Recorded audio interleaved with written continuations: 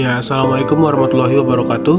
Saya Rizky Dwi Febriansyah dari kelas reguler B. Di sini saya akan mempresentasikan rangkuman beberapa materi yang Bapak berikan. Yang pertama ada qiraat sab'ah. Qiraat sab'ah merupakan qiraat dengan pengucapan tiap katanya berdasarkan aliran atau mazhab para imam qiraat pada zaman Rasulullah SAW. Yang kedua ada perintah dan larangan dalam Al-Quran. Perintah dan larangan ibarat rambu-rambu. Bila ingin selamat, taatlah rambu-rambu itu. Apabila ingin melihat hidup bahagia di dunia, selamat pula di akhirat nanti, tentu taat kepada perintah dan menjauhi larangan Allah yang ditunjukkan dalam Al-Quran. Perintah dan larangan dalam Al-Quran ini sudah dibukukan dan disusun dengan tujuan untuk memudahkan umat Islam dalam memahami atau mengklasifikasikan dalil-dalil nakli tentang perintah dan larangan Allah, dan agar kita dapat berislam lebih kafah atau menyeluruh. Sebab ajaran Islam tidak terbatas pada akidah dan ibadah, melainkan mencakup seluruh isi kehidupan umat manusia. Lalu yang selanjutnya ada sejarah tafsir.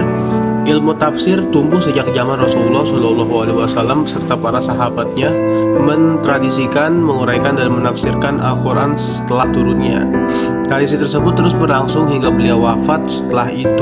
Sejak itu perkembangan dan pertumbuhan tafsir seiring dengan keragaman yang mufassir memiliki hingga pada bentuk yang kita saksikan pada saat ini. 10. Muhammad Husain Al-Zahabi dalam kitab tafsir wa al-mufassirun membagi periodisasi tafsir Al-Quran menjadi 3 periode, yaitu tafsir Al-Quran masa Nabi Muhammad dan sahabat, atau bisa disebut klasik atau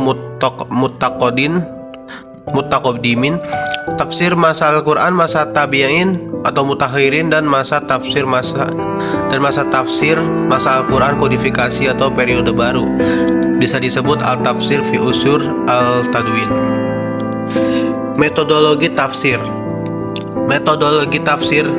tafsir adalah kerangka atau kaidah yang digunakan dalam menafsirkan ayat-ayat Al-Quran, dan seni atau teknik ialah cara yang dipakai ketika menerapkan kaidah yang telah tertuang di dalam metode. Sedangkan metodologi tafsir adalah pembahasan ilmiah tentang metode-metode penafsiran Al-Quran. Tafsir Maqasidi adalah gabungan dua kata yang masing-masing dari dua kata tersebut harus didefinisikan terlebih dahulu untuk mendapatkan pengertian yang utuh. Dua kata tersebut adalah tafsir dan maqasid yang dibubuhi dengan ya nisbah. Lalu ada infiltrasi tafsir. Banyak kata-kata asing yang mempunyai 2 makna atau lebih, beberapa perbedaan qiraah atau bacaan, dan lain sebagainya. Di antara mereka saling menjustifikasi bahwa pendapat mereka lah yang paling benar, hingga pada akhirnya mereka memaksakan sebuah penafsiran untuk mendukung mazhab mereka sendiri. Tidak hanya itu, sebagian golongan bahkan memaksakan pada yang lain untuk meyakini penafsirannya. Banyaknya mazhab pada masa ini mengakibatkan munculnya beragam corak mazhab dan kecenderungan dalam menafsirkan Al-Quran. Di sisi ini bisa dianggap sebagai sisi positif dalam dunia penafsiran Al-Quran. Banyaknya corak dan kecenderungan dalam menafsirkan Al-Quran merupakan sebuah kekayaan akan khazanah dan pengetahuan. Keragaman tersebut menjadikan keindahan dan kemujizatan Al-Quran semakin terungkap dilihat dari berbagai sisi yang ada. 3 perbedaan yang bernilai positif jika disikapi dengan baik oleh umat Islam. Hukum terjemah ayat Al-Quran. Penerjemahan Al-Quran dibolehkan ialah penerjemahan dalam arti menyampaikan nas Al-Quran dan menafsirkannya. Sedangkan penerjemahan dengan arti mengalihkannya ke bahasa asing adalah dilarang. Yang dibolehkan adalah menerjemahkan dengan makna menafsirkannya dengan bahasa asing. Keutamaan surat dalam Al-Quran. Yang pertama ada keutamaan membaca surat Al-Mulk.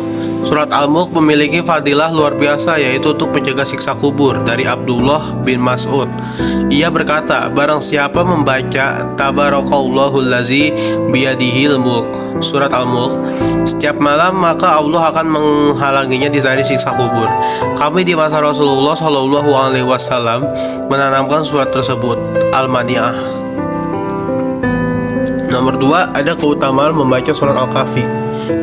Membaca surat Al-Kahfi dapat menjaga dari fitnah Dajjal. Barang siapa yang berada di zaman Dajjal hendaknya membaca ayat-ayat pertama di surat Al-Kahfi dari Haji riwayat Muslim. Rumahnya tidak akan dimasuki setan. Ibnu Mardawai meriwayatkan dari Abdullah bin Mughaffal, rumah yang dibacakan di dalamnya surat Al-Kahfi atau Al-Baqarah tidak akan dimasuki oleh setan sepanjang malam. Keutamaan membaca surat Al-Waqiah. Terhindar dari sikap lalai. Barang siapa yang membaca surat Al-Waqiah, maka ia akan dicatat tidak tergolong pada orang-orang yang lalai. Dijauhkan dari kefakiran. Rasulullah bersabda dalam sebuah hadis bahwa barang siapa yang membaca surat Al-Waqiah, ia tidak akan tertimpa kefakiran selamanya. Lalu materi lain ada metode tafsir tahlili. Salah satu metode tafsir yang sering digunakan oleh para pengkaji Al-Quran adalah metode tahlili. Metode tahlili adalah metode menafsirkan Al-Quran yang berusaha menjelaskan Al-Quran dengan menguraikan berbagai seginya dan menjelaskan apa yang dimaksudkan oleh Al-Quran. Lalu ada Israiliyat. Israiliyat merupakan cerita-cerita yang kerap kali dibawa oleh orang-orang Yahudi yang masuk Islam. Ini beredar dari hadis yang dipercaya dengan ucapan, tindakan, atau diamnya Nabi Muhammad.